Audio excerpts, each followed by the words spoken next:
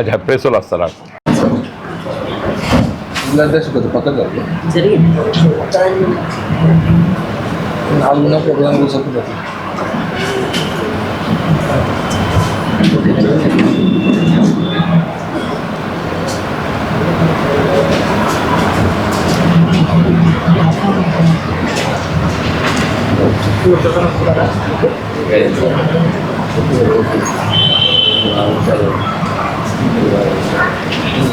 ఊరు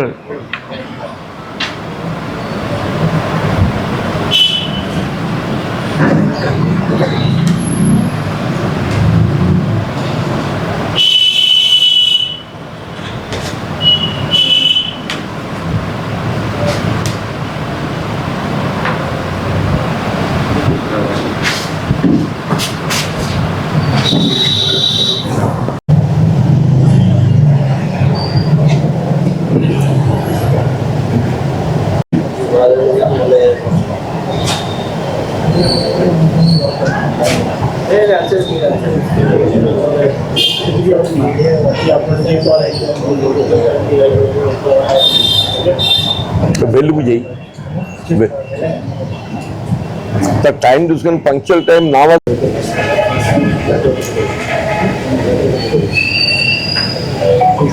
ప్రకృతి వైపరీత్యాలతో రాష్ట్రమంతా ముఖ్యంగా ఖమ్మం, మహబూబాబాద్, సూర్యాపేట జిల్లాలు ఏదైతుందో వరద ఉద్ధృతి తాకిడికి అతలాకుతలమైన పరిస్థితులలో స్వయంగా ముఖ్యమంత్రి గారు, వారి సహచర మంత్రి వర్గ సభ్యులు స్థానికంగా పరిస్థితిని పరిశీలించి క్షేత్రస్థాయిలో సహాయక చర్యలను పర్యవేక్షించాలనేటువంటి ఒక భావనతోని లాస్ట్ 2 days గత 48 గంటలు ఏదైతుందో సహాయక చర్యలు చేపట్టడం,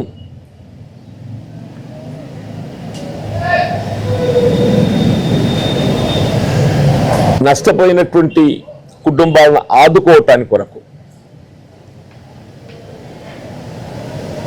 ఆర్థికంగా కూడా వారి చేదోడు కల్పించాలనేటువంటి ఒక భావనతోని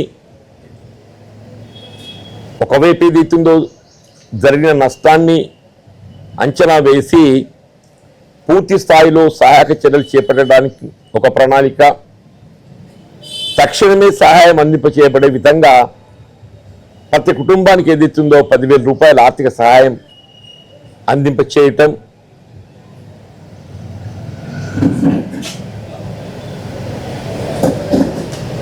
వాళ్ళ ఇండ్లు కూలిపోయినటువంటి వాళ్ళు ఉంటారు,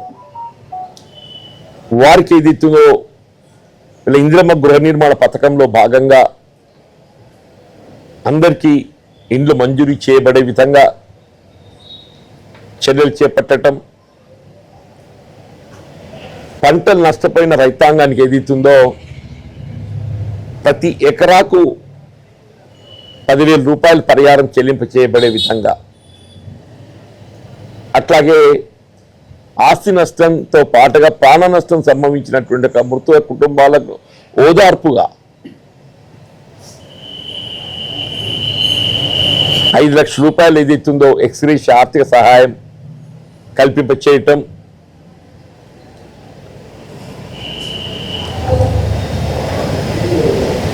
అంటే ఇదంతా మనం గతంతో గమనిస్తే తెలంగాణ రాష్ట్రం ఏర్పడి దాదాపు దశాబ్ద కాలం గడుస్తుంది.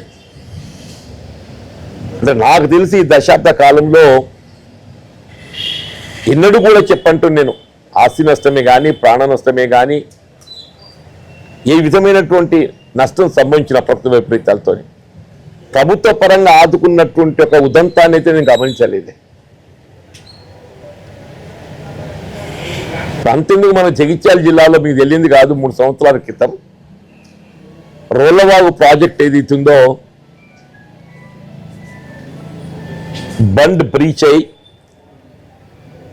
వందలాది ఎకరాలు ఏదైతుందో ఇసుక మెటలు వేసి పంట పొలాలు నష్టపోవటం, మత్స్య కార్మికులు ఏదైతుందో వాళ్ళ చేపల పంట నష్టపోవటం, అక్కడ నష్టం అంచనా కోట్ల రూపాయలలో ఉన్నప్పటికీ కూడా ఒక్క రూపాయి కూడా ఆర్థిక సహాయం విధించలేదని చెప్పండి. అటు రైతాంగానికి సంబంధించే కానీ ఇటు మత్స్య కార్మికులకు సంబంధించే కానీ ఇవాళ రాష్ట్ర ప్రభుత్వం ఏదైతుందో తక్షణ సహాయంగా మృతుల కుటుంబాలకు ఆర్థిక సహాయం అందించేయటం, నష్టపోయిన కుటుంబాలను ఆదుకోవటానికి కొరకు ఆర్థిక సహాయం అందింపచేయటం, పంట నష్టపోయిన రైతాంగానికి ఏదైతుందో 10,000 రూపాయలు సహాయం కల్పింపు చేయటం అనేది అంటే జీర్ణించుకోలేక ప్రతిపక్షాలు ఏదైతుందో ఒకసారి ఎవరైనా విమర్శించే ప్రయత్నం చేస్తే గతంలో వాళ్ళ అధికారం ఉండగా ఏం చేసిండ్రు అనేది పరిశీలించుకోవాలి. గతంలో అధికారం ఉండగా ఏం చేయగలిగారు, ఏం చేసిందో పరిశీలించకుండా ఇవాళ ప్రతిపక్షం కాబట్టి కేవలం విమర్శే వాళ్ళ బాధ్యత అన్నట్టుగా చెప్పంటున్నాను.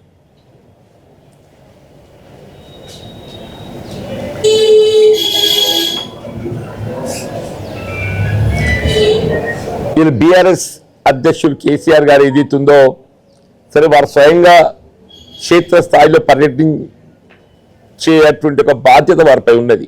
ఒక ప్రతిపక్ష నాయకుడికి ఏదైతుందో క్షేత్రస్థాయిలో వారు పర్యటించి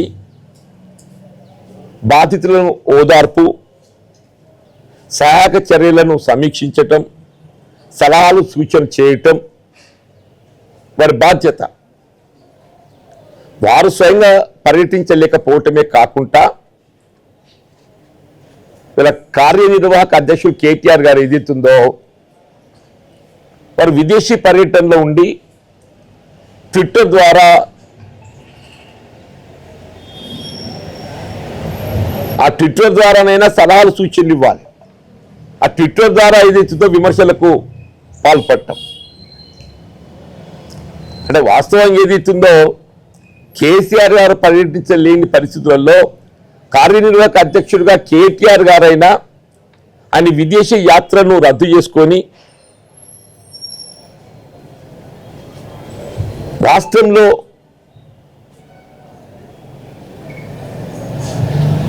ఈ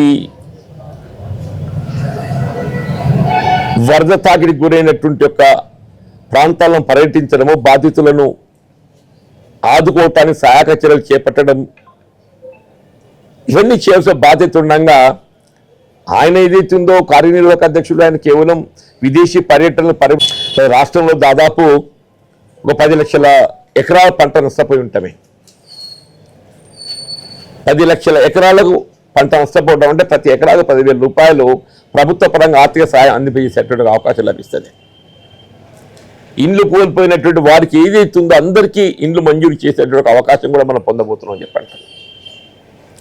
ఆస్తి నష్టపోయినటువంటి వారిని కూడా ఆదుకోవటానికి కూడా ప్రభుత్వం ఆస్తి నష్టాన్ని కూడా అంచనా వేయడానికి చర్యలు చేపడుతుందని చెప్పండి. ఇలా 10,000 రూపాయలు ప్రకటించింది ప్రతి కుటుంబానికి, అది తక్షణ సహాయం. అది తక్షణ సహాయం. మృతుల కుటుంబాల్లో కూడా ఏదైతుందో ఇప్పుడు దాదాపు 20 కుటుంబాలు 20 పైన మృతి చెంది ఉంటున్నారు. నియర్లీ 5 లక్షల రూపాయలు ప్రకటించింది.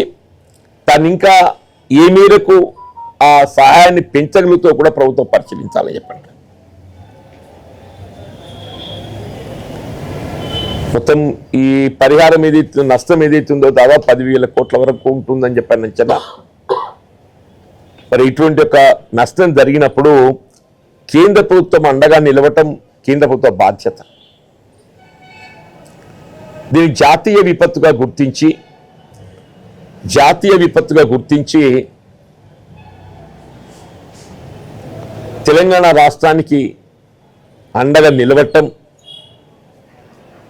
సహాయక చర్యలు చేపట్టడంలో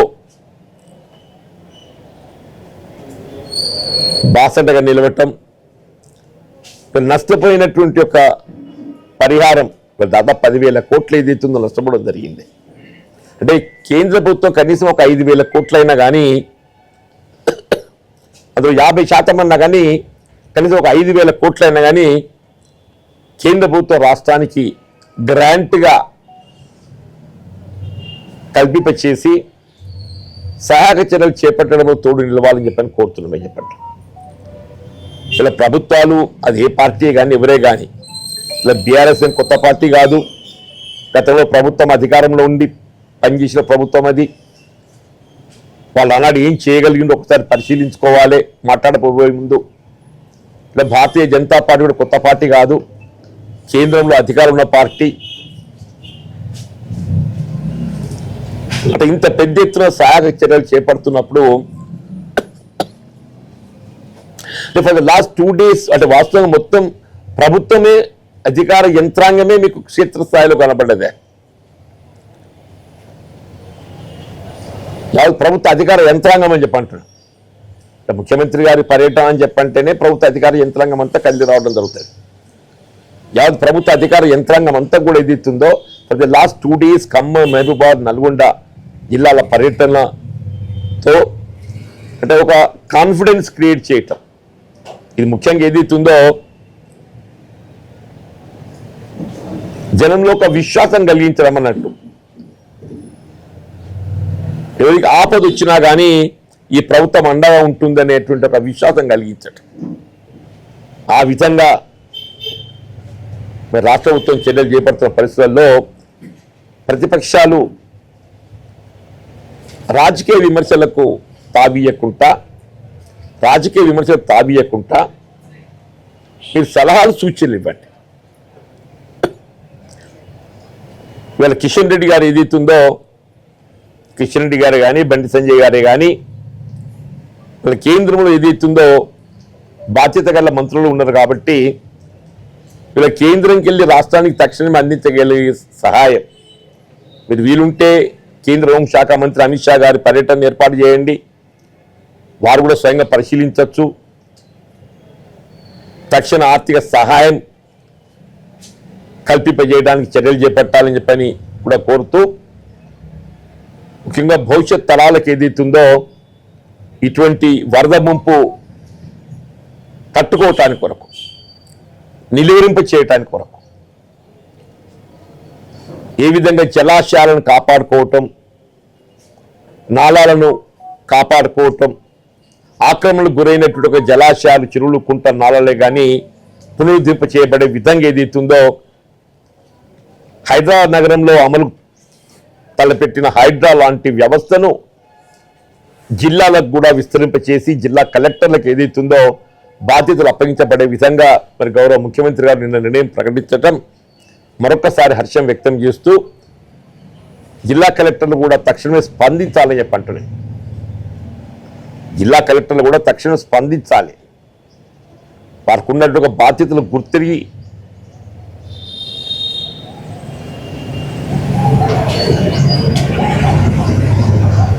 ఈ జలాశయాల కాపాడటం వారి బాధ్యత భావించాలని చెప్పని విజ్ఞప్తి.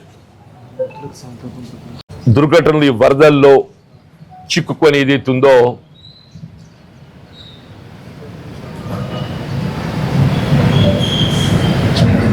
చనిపోయినటువంటి కుటుంబాలు, మృత కుటుంబాలకు ఏదైతుందో వారి చనిపోయినటువంటి ఒక వ్యక్తులకు ఆత్మశాంతి చేకూరాలని, వారి కుటుంబాలకు ఆత్మస్థైర్యం కల్పింపు చేయబడే విధంగా తీవ్ర సంతాపం వ్యక్తం చేస్తూ ప్రభుత్వ పరంగా కూడా ఇంకా తీసుకోవాల్సిన చర్యలే కానీ ఇతరత్రా కానీ సలహా సూచనలు కూడా ఇవ్వడం జరుగుతుందని చెప్పి మనం చేస్తాం.